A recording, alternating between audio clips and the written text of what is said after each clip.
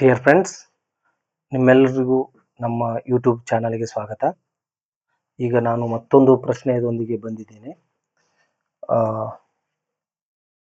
ನಿಮಗೆ ಗೊತ್ತಿದೆ, ನಾನು ಪ್ರತಿ ವಿಡಿಯೋದಲ್ಲಿ ಹೇಳ್ತೀನಿ, ನೀವು ಒಂದು ಕ್ವಶನ್ ಪೇಪರ್ ಬಿಡಿಸ್ಬೇಕಾದ್ರೆ ಫಾರ್ ಎಕ್ಸಾಂಪಲ್ ಒಂದು 25 ಮಾರ್ಕ್ಸಿಂದು ಅಥವಾ 25 ಕ್ವಶನ್ ಇದ್ದಿದ್ದು ಒಂದು ಕ್ವಶನ್ ಪೇಪರ್ ಇತ್ತು ಅಂದರೆ ಮೊದಲ ಕ್ವಶನ್ನು, ಆಪ್ಷನ್ಸ್, ಆನ್ಸರನ್ನು ಓದಿ, ಎಲ್ಲವನ್ನು ಓದಿ, ಆಮೇಲೆ ಯಾವುದಾದ್ರೂ ಒಂದು ಕ್ವಶನ್ ಅನ್ನು ತಗೊಂಡು ಅದನ್ನು ಇನ್ ಡೀಟೇಲ್ ಆಗಿ ಅನಾಲಿಸಿಸ್ ಮಾಡ್ರಿ. ಅಂದ್ರೆ ಅದು ಇನ್ನೊಂದು ಎಕ್ಸಾಮ್ಗೆ ಹೆಲ್ಪ್ ಆಗುತ್ತೆ.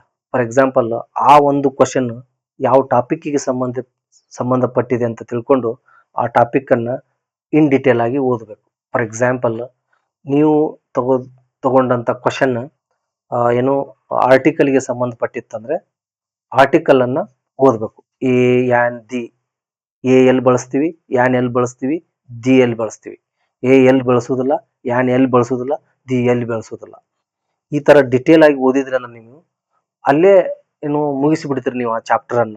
ಅಂದ್ರ ಆ ಕ್ವಶನ್ ಪೇಪರ್ ಅನ್ನು ಬಿಡಿಸುವಾಗ ಸ್ವಲ್ಪ ಕಾನ್ಸಂಟ್ರೇಷನ್ ಜಾಸ್ತಿ ಇರ್ತದೆ. ಹಿಂಗಾಗಿ ಆ ಒಂದು ಟಾಪಿಕ್ ಹೆಚ್ಚು ಅರ್ಥ ಆಗ್ತಿರ್ತದೆ. ಓಕೆ, ನಾವು ಅದೇ ರೀತಿಯಾಗಿ ನಾವು ಇಲ್ಲಿ ನಮ್ಮ ಕೋರ್ಸ್ನಲ್ಲಿ ನಾವು ಮಾಡ್ತಾ ಇದ್ದೀವಿ. ನಮ್ಮ ಕೋರ್ಸ್ 3 ಹಂತಗಳಲ್ಲಿ ನಡೀತಾ ಇದೆ. ನಿಮಗೆ ಗೊತ್ತು, vocabulary development and grammar and composition. ಈ ವೊಕ್ಯಾಬ್ಯುಲರಿ ಡೆವಲಪ್ಮೆಂಟ್ ಅನ್ನ ನಾವು ನಮ್ಮ ಕ್ಲಾಸ್ ಸ್ಟಾರ್ಟ್ ಆದ ತಕ್ಷಣ 10, 15, 20 ನಿಮಿಷ ಕಂಟಿನ್ಯೂಸ್ ಆಗಿ ಪ್ರಾಕ್ಟೀಸ್ ಮಾಡಿಸ್ತೀವಿ ನಾವು. ಆಮೇಲೆ ಗ್ರಾಮರ್ ಯಾವ ಟಾಪಿಕ್ ಅನ್ನ ತಗೊಂಡಿರ್ತೀವಿ ಆ ಟಾಪಿಕ್ ಅನ್ನ ಇನ್ ಡೀಟೇಲ್ ಆಗಿ ಡಿಸ್ಕಷನ್ ಮಾಡ್ತೀವಿ. ಕೊನೆಯ ಭಾಗ ಕಂಪೋಸಿಷನ್ ಪಾರ್ಟ್, ಈ ಇಡೀ ಗ್ರಾಮರ್ ಮುಗಿದಾದ್ಮೇಲೆ ಇರ್ತದ. ಅದು ಡಿಸ್ಕ್ರಿಪ್ಟಿವ್ ಆಗಿರ್ತದ. ಪ್ಯಾರಾಗ್ರಾಫ್ ಹೇಗೆ ಬರೆಯುವುದು, ಲೆಟರ್ ರೈಟಿಂಗ್, ಟ್ರಾನ್ಸ್ಲೇಷನ್, ಪ್ರೆಸ್ಸಿ ರೈಟಿಂಗ್, ಇಂಥವುಗಳ ಬಗ್ಗೆ ಇರ್ತದ.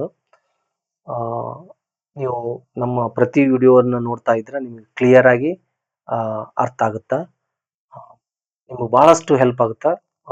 ಡೈಲಿ ವಿಡಿಯೋಗಳನ್ನ ನೋಡ್ರಿ, ಹಿಂದಿನ ಎಲ್ಲಾ ವಿಡಿಯೋಗಳನ್ನು ನೋಡಿ ನೀವು ನೋಡ್ತಾ ಬರ್ರಿ. ಅಂದ್ರ ಒಂದು ಕ್ಲಾರಿಟಿ ಸಿಗ್ತದೆ ನಿಮಗೆ. ಇಲ್ಲದೇ ಇದ್ರೆ ಸ್ಪಷ್ಟತೆ ಸಿಗುದಿಲ್ಲ.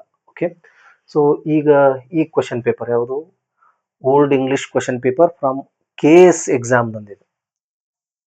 ನಾ ಹೇಳಿದೀನಿ, ಯಾವುದೇ ಎಕ್ಸಾಮ್ ಕ್ವಶನ್ ಪೇಪರ್ ಇರಲಿ, ಅದು ಇಂಗ್ಲಿಷ್ ಗ್ರಾಮರ್ ಎಲ್ಲಾ ಪರೀಕ್ಷೆಗೂ ಸೇಮ್ ಇರ್ತದೆ. ಯಾವುದೇ ಕೋರ್ಸಿಗೆ ನೀವು ಸ್ಟಡಿ ಮಾಡ್ತಿರ್ಬೋದು, KS, IAS ಅಥವಾ PDO, FDA, SDA, teacher post, SSC, GD, Agniveer, ಯಾವುದೇ ಎಕ್ಸಾಮ್ ಹೋಗ್ರಿ, KS ಒಂದು ಕ್ವಶನ್ ಪೇಪರ್ ಇತ್ತಂದ್ರ ಈ KS ಗೆ ಸಂಬಂಧಪಟ್ಟದ್ದು ನಾನು ಅಗ್ನಿವೀರ್ಗೆ ಹೋಗ್ತಾ ಇದ್ದೀನಿ, ಇದನ್ನ ಯಾಕೆ ಬಿಡಿಸ್ಬೇಕು ಅಂತ ಹೇಳ್ಬಾರ್ದು.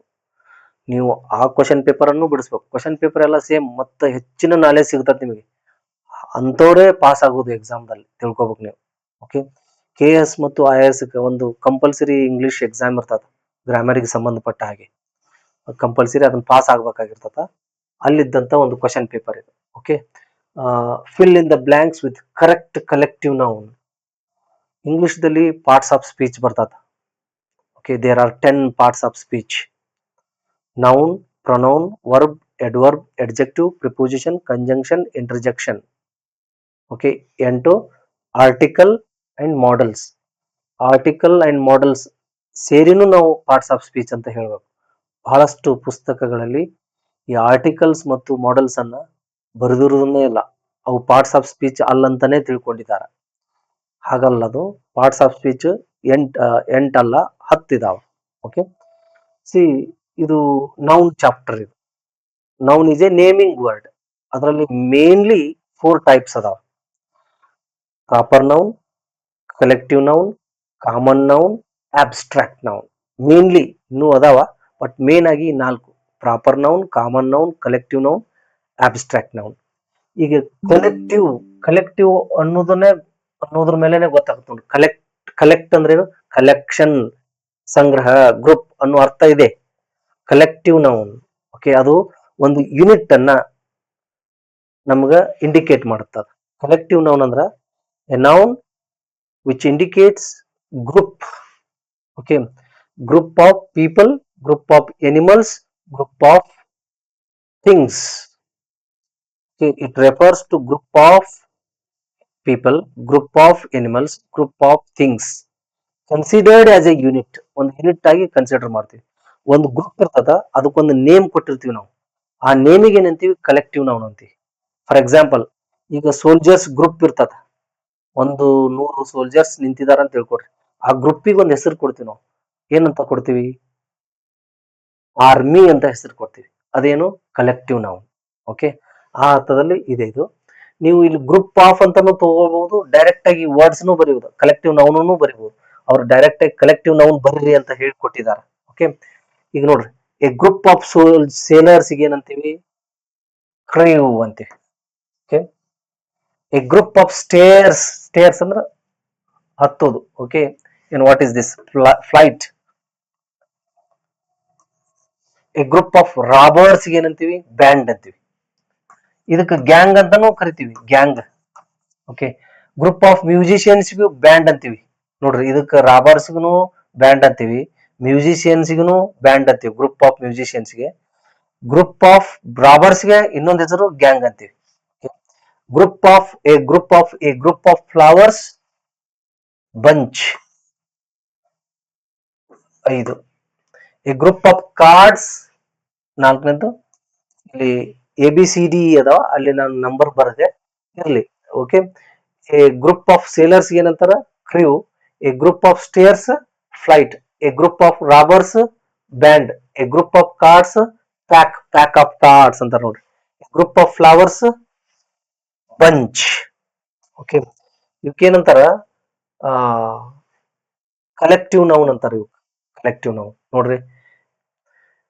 crew of sailors, flight of stairs, band of robbers, gang of robbers, pack of cards and bunch of flowers. Okay, repetition ಮಾಡ್ರಿ ನೀವು. ನಮ್ಮ ಈ ವೊಕ್ಯಾಬ್ಯುಲರಿ ಡೆವಲಪ್ಮೆಂಟ್ ಕೋರ್ಸ್ ಅಲ್ಲಿ ವರ್ಡ್ಸ್ ಅನ್ನ ರಿಪಿಟೇಷನ್ ಮಾಡ್ತೀವಿ ನಾವು. ಓಕೆ, 3-4 ಸಲ. ಸೊ ಹಾಗೆ ನೀವು ರಿಪಿಟೇಷನ್ ಮಾಡೋದ್ರಿಂದ ನೆನಪಿನಲ್ಲಿ ಉಳಿತದ. Okay, I have given you some more examples. ನೋಡ್ರಿ, ಎ ಗ್ರೂಪ್ ಆಫ್ ಸ್ಟಾರ್ಸ್ ಏನಂತೀವಿ? ಅದಕ್ಕೆ ಗ್ಯಾಲಕ್ಸಿ ಅಂತ ಕರಿತೀವಿ. A group of mountains, range. ಮೌಂಟನ್ಗಳ ಒಂದು group, range. A group of lions, pride. ನೋಡ್ರಿ, ಅವು ಬರ್ತಿರ್ತಾವ ನೋಡ್ರಿ, ಅವುಗಳ ಬರುವಿಕೆಯನ್ನು ಸ್ಟೈಲ್ ನೋಡಿನೇ ಅದಕ್ಕೆ ಹೆಸರು ಕೊಟ್ಟಿದ್ದಾರೆ ನೋಡ್ರಿ, ಪ್ರೈಡ್ ಅಂತ ಹೆಸರು ಕೊಟ್ಟಿದ್ದಾರೆ. Group of Lions.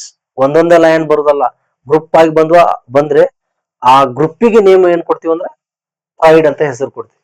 A group of birds, flock of birds ಅಂತಾನು ಹೇಳ್ಬೋದು ನೀವು. ಈ ವರ್ಡ್ ಇಲ್ಲಿನೂ ಯೂಸ್ ಮಾಡ್ಬೋದು. ಅಂದ್ರೆ ಗ್ರೂಪ್ ಆಫ್ ಮೌಂಟನ್ಸ್ ಅನ್ನೋದಕ್ಕೆ ಏನು ಕಲೆಕ್ಟಿವ್ ನೌನ್ ಏನಿದೆ? ರೇಂಜ್. ಇವೆಲ್ಲ collective noun. A group of cattle, herd. HERD, herd. A group of soldiers, army. ಆಗಲೇ ಹೇಳಿದ್ ನೋಡ್ರಿ, a group of soldiers, army, like this. And a group of players, team.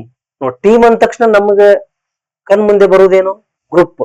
Okay, 7, 11 like this group ನಮ್ಮ ಕಣ್ ಮುಂದೆ ಬರ್ತದೆ. A group of people, crowd.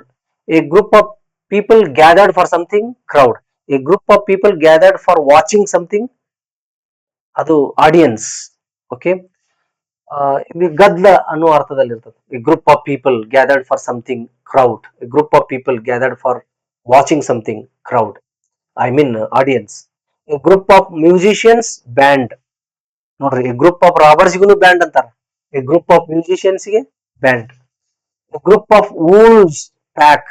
ನೋಡ್ರಿ, pack of cards, group of ಕಾರ್ಡ್ಸ್ಗೂ pack ಅಂತಾರ. ಈ ಗ್ರೂಪ್ ಆಫ್ ವೂಲ್ಸ್ಗೂ ಪ್ಯಾಕ್ ಅಂತಾರ, pack of ವೂಲ್ಸ್. ಈಗ ವೂಲ್ಸ್ ತೋಳಗಳು ಗ್ರೂಪ್ ಆಗಿ ಬರ್ತಾ ಇದ್ವು ಅಂದ್ರ ಅವಕ್ಕೆ ಏನಂತ ಕರಿಬೇಕಂದ್ರ ನಾವು pack of cards are coming here. A pack of card is coming here. ಅದು ಗ್ರೂಪ್ ಆಗಿ ಒಂದಾಗಿರ್ತದಲ್ಲ, ಅದು ಈಸ್ ಯೂಸ್ ಮಾಡ್ಬೇಕು, ಆರಲ್ಲ. ಎ ಗ್ರೂಪ್ ಆಫ್ ಪ್ಯಾಕ್ ಏನು a pack of wolves is coming here, like this. Okay, a band of musicians is coming here. Band ಅನ್ನೋದು ಒಂದಾಗಿ ಹೇಳಿರ್ತೀವಲ್ಲ, singular ಆಗಿ use ಮಾಡಿರ್ತೀವಲ್ಲ ನಾವು. Okay, A team of players is coming here. Team ಒಂದು ಅನ್ನೋ ಅರ್ಥದಲ್ಲಿ. ಈ ತರ ನೀವು ಯೂಸ್ ಮಾಡ್ತಾ ಇರಬೇಕು, ಏನು ಪ್ರಾಕ್ಟೀಸ್ ಮಾಡ್ತಾ ಇರಬೇಕು. ನಾವು ಇದನ್ನ ಸೆಪರೇಟ್ ಏನು ವೊಕ್ಯಾಬ್ಯುಲರಿ ಡೆವಲಪ್ಮೆಂಟ್ ಪಾಠದಲ್ಲಿ ಸೆಪರೇಟ್ ಆಗಿನೂ ಕಲಿಸ್ತೀವಿ. ಸುಮಾರು ನಾನು 200ರಿಂದ 250 ಕಲೆಕ್ಟಿವ್ ನೌನನ್ನ ನಾನು ಪ್ರಾಕ್ಟೀಸ್ ಮಾಡಿಸ್ತೇನೆ. ಓಕೆ, ಇದು ಕ್ವಶನ್ ಪೇಪರ್ದಂದು ಬಂದಿದ್ದು, ಅದಕ್ಕಾಗಿ ಒಂದಿಷ್ಟು ಎಕ್ಸ್ಟ್ರಾನು ಕೊಟ್ಟಿನಿ. ಕ್ವಶನ್ ಪೇಪರ್ದನು ಒಂದಿಷ್ಟು ಅದಾವ ಅದರಲ್ಲಿ. ಓಕೆ, ಐ ಮೀನ್ ಕ್ವಶನ್ನೂ ಇದೆ ಅದರಲ್ಲಿ. ಈ ರೀತಿಯಾಗಿ ಕ್ವಶನ್ ಪೇಪರ್ ಅನ್ನ ನೀವು ಬಿಡಿಸ್ಬೇಕು, ಅಂದ್ರೆ ನಿಮಗೆ ಹೆಚ್ಚು ಅನುಕೂಲ ಆಗುತ್ತೆ. ಯಾವುದೇ ಎಕ್ಸಾಮ್ಗೆ ಹೋಗ್ರಿ ನೀವು ಕ್ವಶನ್ ಪೇಪರ್ 10-15 ಕ್ವಶನ್ಸ್ ಅನ್ನ ಬಿಡಿಸಲೇಬೇಕು. ಅಂದ್ರೆ ನಿಮ್ಮಲ್ಲಿ ಕಾನ್ಫಿಡೆನ್ಸ್ ಬೆಳಿತತ ಮತ್ತು ಭಯ ಹೋಗಿಬಿಡ್ತತ. ಓಕೆ, ಯಾಕಂದ್ರೆ ಸೇಮ್ ಕ್ವಶನ್ಸ್ ಬಂದಿರ್ತಾವಲ್ಲಿ, ಹೆಚ್ಚು ಕಡಿಮೆ ಸೇಮ್ ಸ್ಟೈಲ್ ನಲ್ಲಿ ಬಂದಿರ್ತಾವ. ಅವಾಗ ನಿಮಗೆ ಭಯ ಅನ್ನೋದು ಇರುವುದಿಲ್ಲ, ಕಾನ್ಫಿಡೆನ್ಸ್ ಬಿಲ್ಡಪ್ ಆಗ್ತದೆ. ಓಕೆ, ಈ ರೀತಿಯಾಗಿ ಪ್ರಾಕ್ಟೀಸ್ ಮಾಡ್ರಿ. ಇದರೊಂದಿಗೆ ಈ ಕ್ಲಾಸ್ ಅನ್ನ ಮುಗಿಸ್ತಾ ಇದ್ದೀನಿ. Thank you very much.